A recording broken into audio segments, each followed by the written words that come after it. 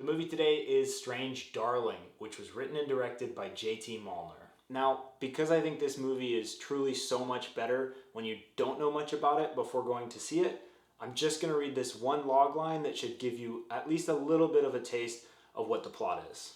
After her date goes well, a lady interested in a one-night stand asks her date what should be a relatively simple question.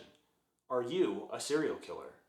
Unfortunately, their one-night stand twists into something far more sinister and deadly. And that is really all I'm going to say about it from a plot perspective. From a review perspective, I absolutely love this movie. I was wildly impressed by the originality of this story. It grabbed me from the minute it started, and it continued to build tension with every single scene, and it kept me there on the edge of my seat legitimately until the credits rolled. The acting was amazing.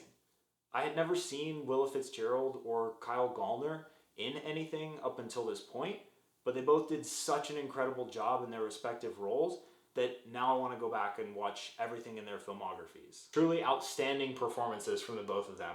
This movie would not be the caliber that it is without them in it. It's noted during the title sequence that this movie is shot entirely on 35mm film, and it just makes a tremendous difference.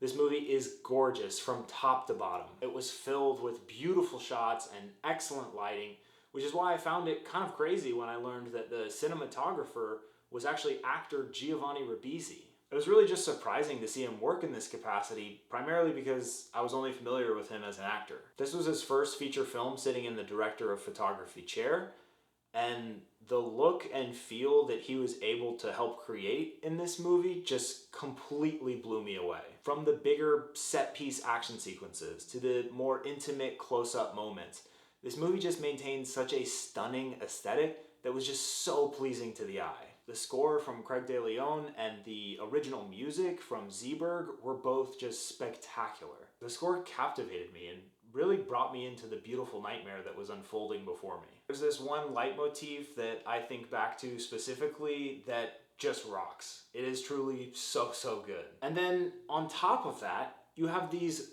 awesome original songs from Zeeberg that are just fantastic. The soundtrack is powerful, and it adds so much intensity to the movie, and it really deepens the impact of emotion that you feel every single scene. I also have to call out the performances from Barbara Hershey and Begley Jr. These two are wonderful additions to the movie, and they are both hysterically funny in their roles. Begley Jr. makes one of the most disgusting breakfasts I've ever seen, and every scene that had these two in it just made me laugh out loud in the theater. In terms of critiques, I'd say I wish we got a little bit more from the two main characters. It felt like they both had a lot of depth, and I just would have loved for the movie to have explored that a little bit further. There are a few other minor things, but I can't really get into them without getting into spoilers, so I'll just leave it at that for now. All that being said, if you like dark and bloody thrillers, you absolutely have to go and see this movie in theaters. It's nothing short of a miracle small movies like this even get made at all,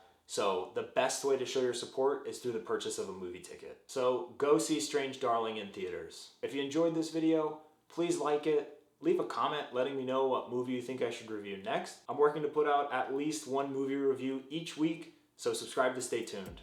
Thanks, y'all.